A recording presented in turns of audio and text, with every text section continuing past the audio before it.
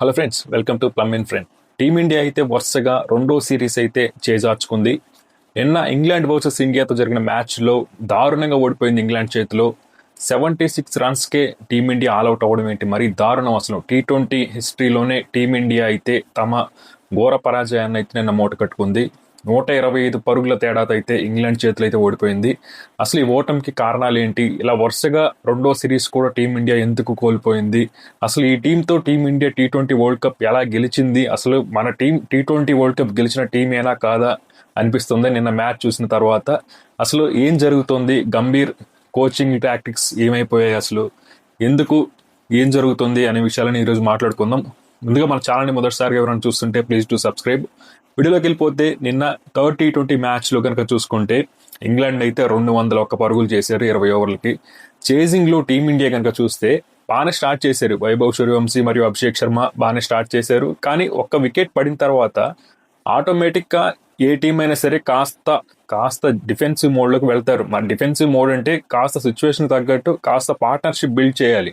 అలా కాకుండా వచ్చిన బ్యాటర్ వచ్చినట్టుగానే 4లు 6లు కొట్టాలనే ఉద్దేశంతో షాట్లు కొట్టి వరుస పెట్టి వికెట్లు పారేసుకున్నారు. నిజంగా ఇంగ్లాండ్ బౌలింగ్ నిజంగా అంత గొప్పగా ఉందా అంటే అంత గొప్పగా ఏం లేదు. కాకపోతే మన వాళ్ళు ఆడిన షాట్లు అయితే చాలా హారిబుల్ షాట్స్ అనమాట.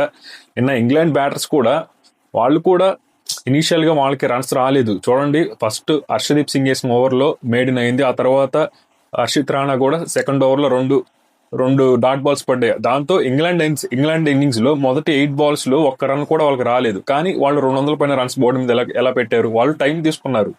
ఇప్పుడు బట్లర్ ఇనీషియల్ గా అటాక్ చేశాడు. ఫిల్ సాల్ట్ అయితే టైం తీసుకున్నాడు. తను లాస్ట్ లో బాగా యాక్సిలరేట్ చేశాడు. అలాగే శ్యామ్ కరణ్ కూడా సిచ్యువేషన్ తగ్గట్టు ఆడాడు.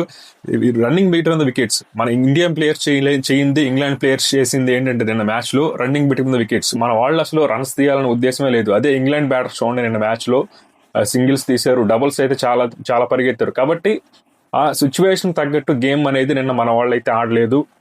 అంటే గౌతమ్ గంభీర్ వీళ్ళకి ఇదే కదా చెప్పాల్సింది. కోచ్లు ఎవరైనా సరే సిచ్యువేషన్స్ తగ్గట్టు గేమ్ ఆడాలి. ఎప్పుడైనా సరే వికెట్లు పడ్డప్పుడు ఎలా ఆడాలి, వికెట్లు పడినప్పుడు ఎలా ఆడాలి, అదే అసలు కోచ్లు చేయాల్సింది. కానీ అసలు నిన్న మ్యాచ్లో కనుక చూసుకుంటే మాత్రం చాలా దారుణంగా పర్ఫామ్ చేశారు. అట్లీస్ట్ మ్యాచ్ గెలవపోయినా కానీ ఒక 180, 170, అట్లీస్ట్ 150 వరకన్నా మన వాళ్ళు వెళ్ళుంటే ఏదో ట్రై చేశారు, ఓడిపోయారు అనుకోవచ్చు. 75 రన్స్ ఆల్అౌట్ అవ్వడం ఏంటి మరి దారుణంగా? టీమిండియా బ్యాక్ టు బ్యాక్ 2 సార్లు T20 వరల్డ్ కప్ గెలిచిన టీం ఇంత దారుణంగా ఓడిపోవడం మాత్రం ఖచ్చితంగా ఇదైతే ఫ్యాన్స్ అయితే జీర్ణించుకోలేకపోతున్నారు.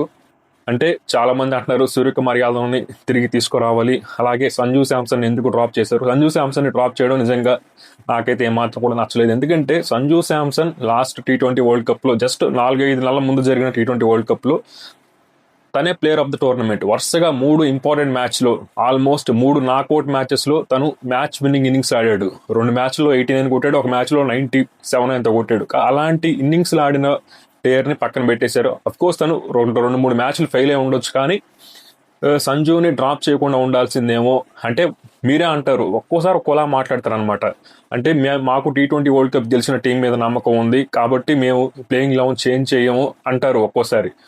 ఆ తర్వాత వెంటనే తర్వాత మ్యాచ్లోనే మళ్ళీ వైభవ్ సూర్యవంశీని ఆడిస్తారు సంజు శాంసన్ పక్కన పెట్టి. అంటే అసలు వాళ్ళు చెప్పేది ఒకటి, చేసేది ఒకటి, వాళ్ళ మాట మీద వాళ్ళే నిలబడరు అనమాట.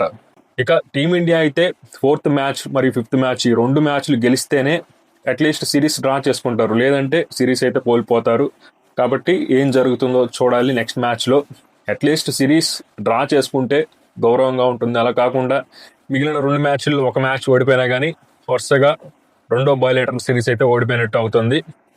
కాబట్టి చూద్దాం మన వాళ్ళ అప్రోచ్ ఎలా ఉంటుందో. నన్ను అడిగితే ఈ సిరీస్లో మన వాళ్ళు సరిగ్గా పర్ఫామ్ చేయకపోవడానికి, మ్యాచ్ ఓడిపోవడానికి కారణం ఏంటంటే బౌలింగ్ అయితే కాదు. బౌలింగ్ అయితే బాగానే వేస్తున్నారు, బ్యాటింగ్లోనే చాలా దారుణంగా ఫెయిల్ అవుతున్నారని చెప్పాలి. అప్రోచ్ సరిగ్గా లేదు, బ్యాటింగ్ అప్రోచ్.